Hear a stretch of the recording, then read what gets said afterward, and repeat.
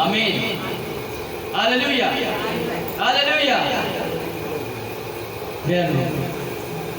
आपण एक 5-10 मिनिटं आपल्या जीवनात परमेश्वराने कार्य केलं असं काही साक्षीच्या रूपाने आपण देवाचं वर्णन करणार आहोत.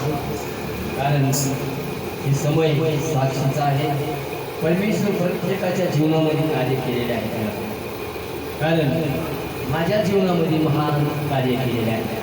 म्हणून आज या ठिकाणी तुम्हाला उभा केलेले आहे. आज प्रियानो, परमेश्वर अशा प्रसंगातून मला बाहेर काढलेले आहे की काही प्रसंग सर्वांनाच माहीत आहे, काही प्रसंग काही कोणाला माहीत नाही.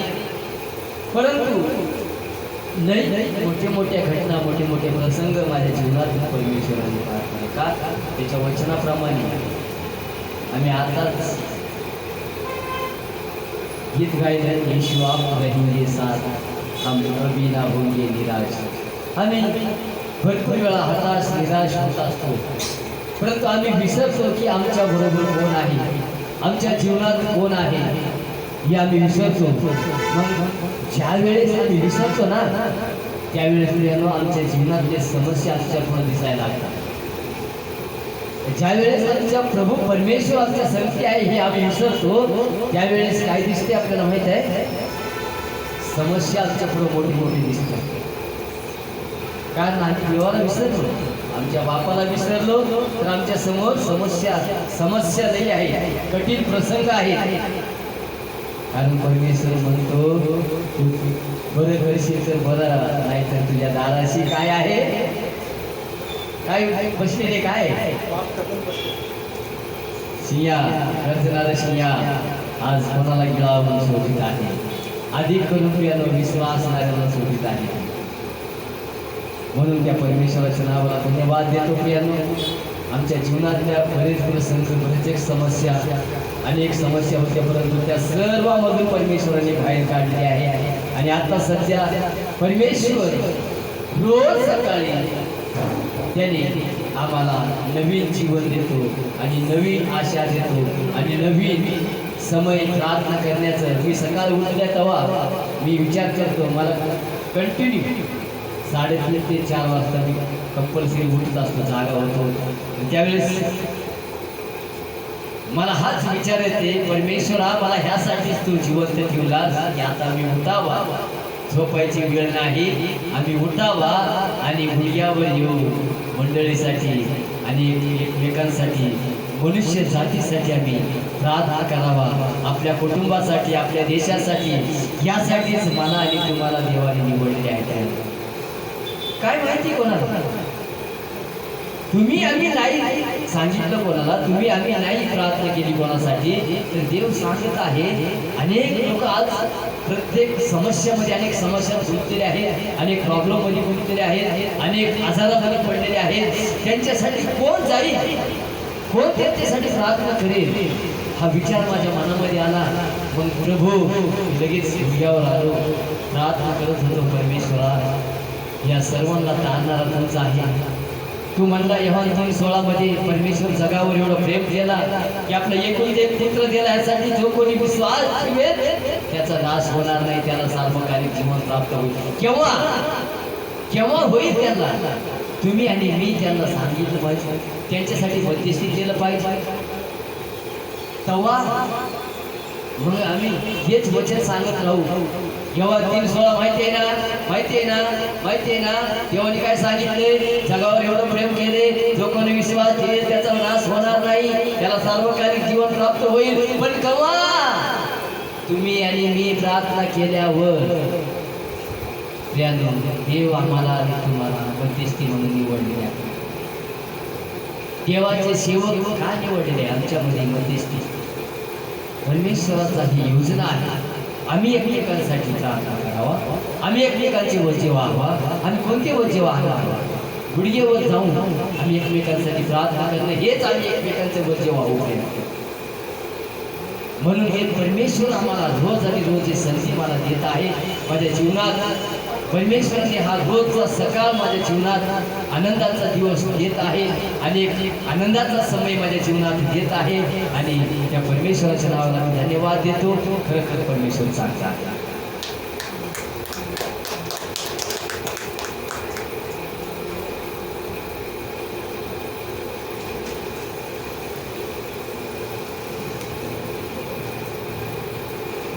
प्रभूची स्तुती असो, प्रभूच्या नावाला धन्यवाद असो. गुरुदेव बाप्पा हा किती चांगला देव आहे याचा अनुभव आपण घेतलेला आहे. आणि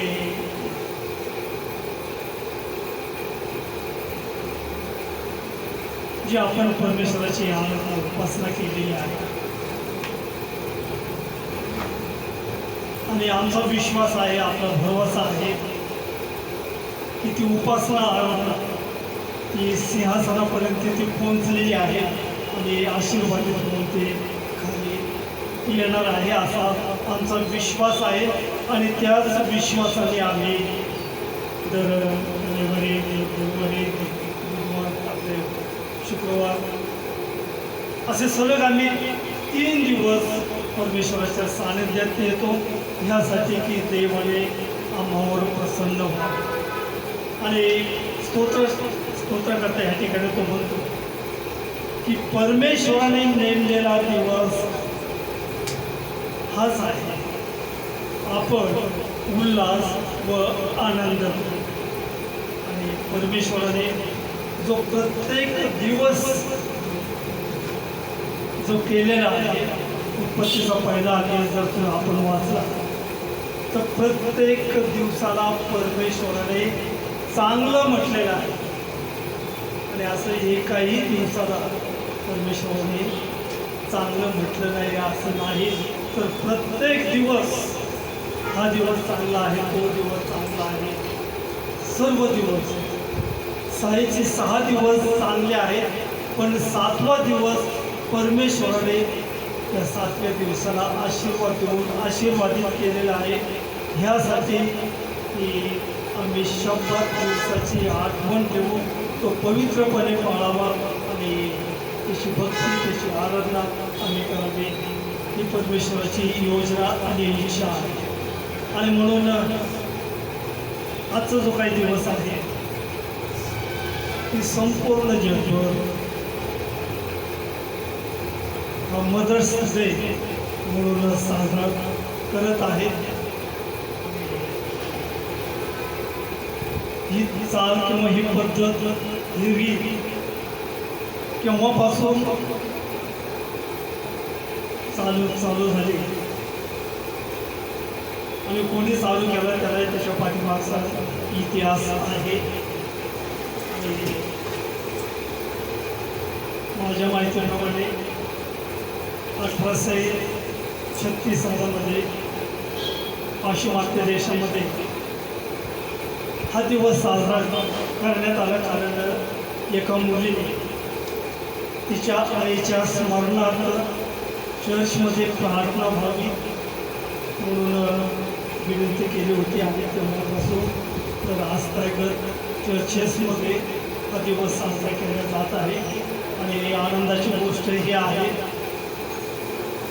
की सर्व जाती धर्माचे लोक हा दिवस साजरा करत आहेत. आईच्या स्मरणात हा दिवस साजरा करत आहेत, कारण पवित्र शास्त्रामध्ये आईला हे फार मोठा आदेशस्थान हे दिलेलं आहे. तर मला तुम्हाला काही प्रश्न विचारायचे आहे की पवित्र शास्त्रामध्ये अशा स्त्रिया आहेत किंवा अशा माता आहेत की त्या मातेंचे नावं कोणाला काही सांगता येतील? कोणत्या स्त्रिया आहेत की त्या नावाजलेल्या आहेत?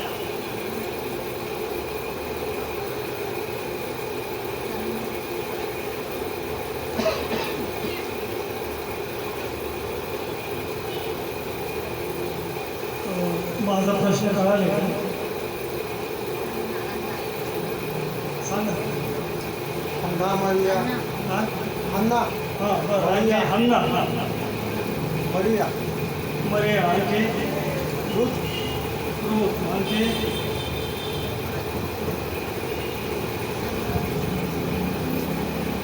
माझ्याकडे नावाजलेल्या 17 स्त्रियांची नावं.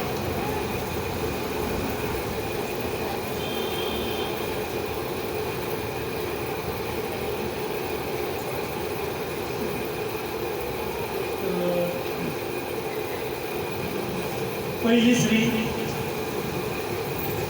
पहिली माता, पहिली जननी कोण? हवा मोठ्याने बोला. हवा हवा फक्त तुम्हाला येते, बाकीच्यांना येत नाही. हवा विश्वासणाऱ्यांची जननी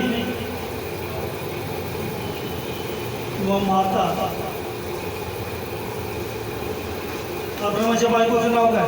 सारा ते तुम्हालाच माहिती आहे का? बाकीच्यांना काय? सारा सारा हा? सारा सारा.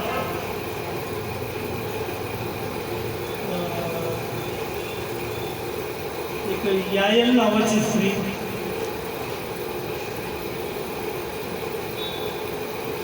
रहाब नावाची स्त्री,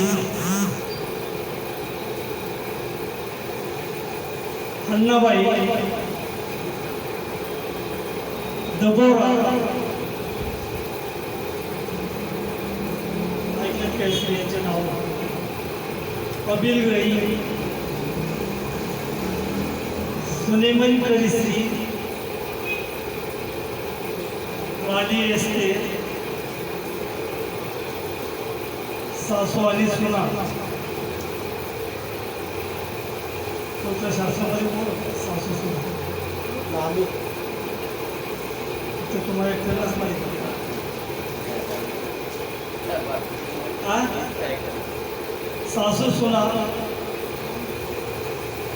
जावा जावा आहे का? माहिती आहे का?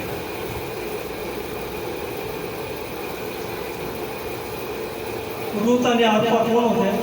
नावा नाव नामी आणि रूत सासू सासू सुना. तुम्ही कधी ऐकले का नाही?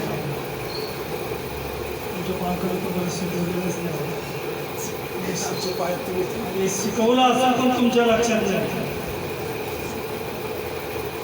एस्तेर राणी कोण होती? एस्तेर बाई कोण होती?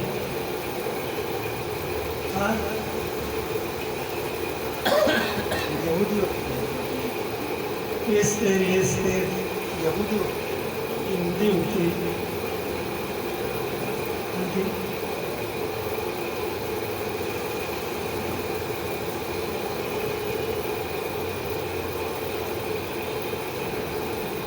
ती अनाथ मुलगी होती. तिच्या काकाने तिला सांभाळलं.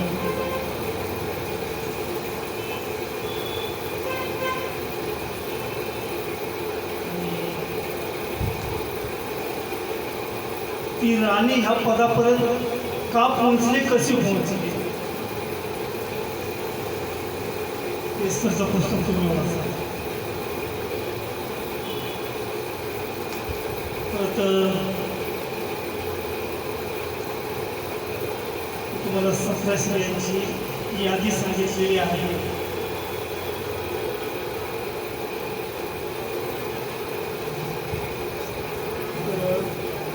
सुनेम करीन स्त्री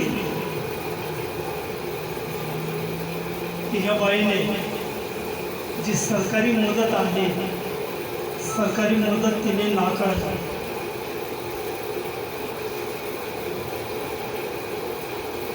हगार ऐकून राहता.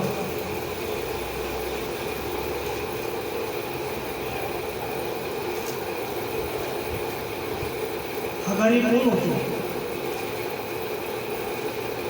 दासी काय? दासी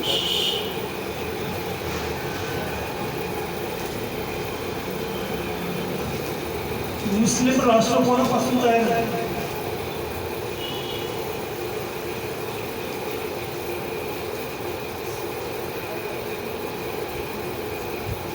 उत्पत्ती याचा 21वा अध्याय नव्हते 21वा अध्याय तुम्ही घरी जाऊन वाचा. अलिशिबा कोण होता?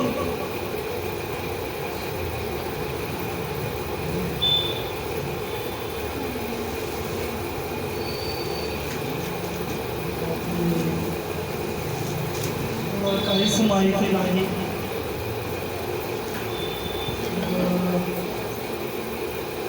एवढ्या वर्षापासून जी सेवा केलेली आहे. अलिशिबा बाप्तिस्मा करणाऱ्या योहानाची आई. बाप्तिस्मा करणाऱ्या यहोवाची आई आणि याशकाची पत्नी होती. एक शमरोणी स्त्री.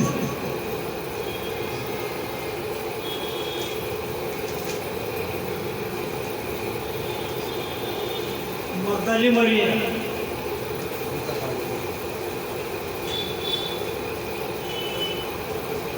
मरिया आणि मार्था.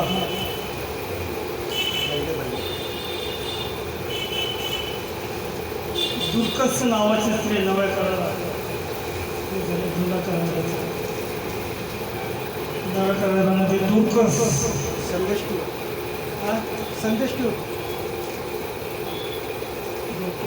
दुर्कस प्रसिद्धाच्या मते याचा 9वा अध्याय आणि 36 ते 42 वर्षामध्ये ती एक सत्कृत्य करणारी, दान धर्म करणारी, तिचा जो काही व्यवसाय होता तो टेलरिंगचा व्यवसाय होता आणि हे सर्व करण्यात ती तत्पर असते. लुदिया नावाची स्त्री एक व्यापारी स्त्री होती.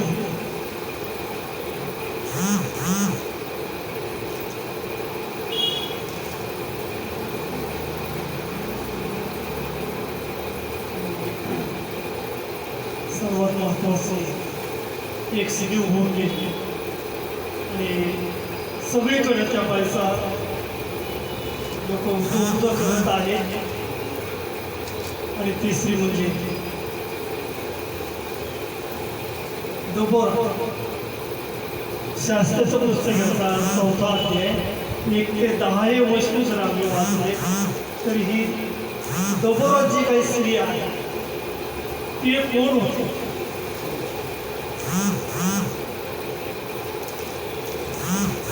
आणि दबोरा ह्या नावाचा अर्थ काय आहे? तर दबोरा ह्या नावाचा अर्थ मधमाशी असा त्याचा अर्थ आहे. आणि इजिप्त संस्कृतीमध्ये मधमाशी हे त्या इजिप्त राष्ट्राचं, देशाचं ते चिन्ह होतं.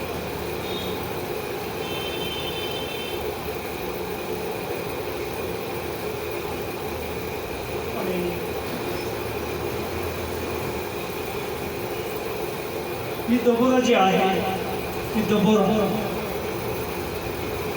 एक संदेश होतो. एवढंच नाही तर ती अति उत्कृष्ट कमांडर होती. ती एक शूरवीर होती.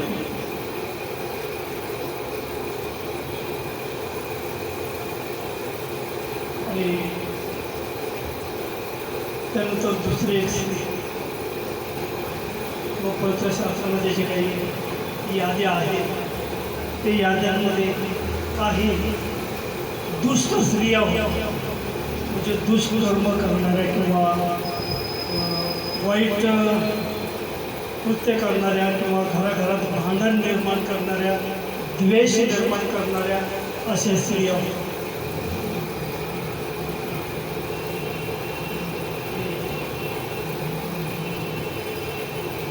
शास्त्रामध्ये एका स्त्रीचा उल्लेख जास्त करत आहे आणि ती एक स्त्री आहे. ती स्त्री म्हणजे रिबिका.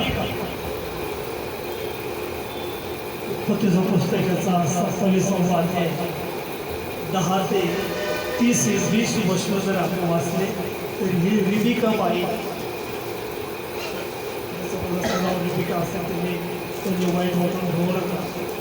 पण तंत्रशास्त्रामध्ये सांगितल्याप्रमाणे त्या बाईने काय केलं की आपल्या मुलाला हाताशी धरलं.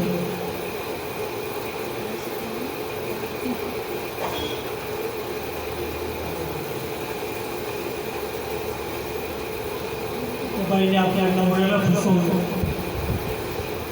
आणि आपला ज्येष्ठ पुत्र याला पण फसवलं. त्या बाईने घरामध्ये भूत पाठवलं. तिने भावामध्ये वैर निर्माण ते पण बघा. देव किती चांगला आहे, देव किती प्रेमळ आहे. तरी तिच्याद्वारे परमेश्वर महान राष्ट्र घेतला आणि दुष्ट स्त्रीपैकी एक स्त्री आहे आणि तिचं नाव इजबेल.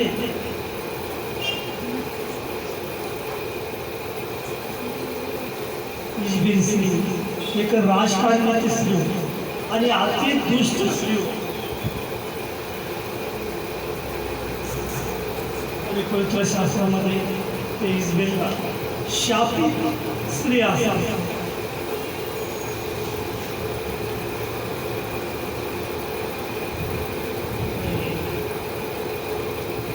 दुसरी एक गोष्ट स्त्री मग शुभकुमारीचा 14वा अध्याय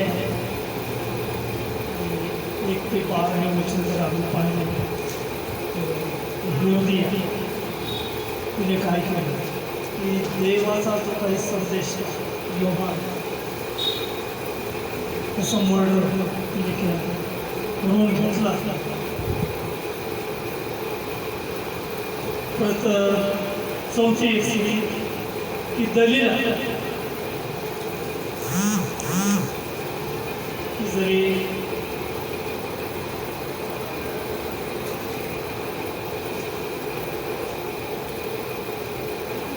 व्यवसायाचे कोणती असेल तर ती एक दुष्ट स्त्री तिला असं होता.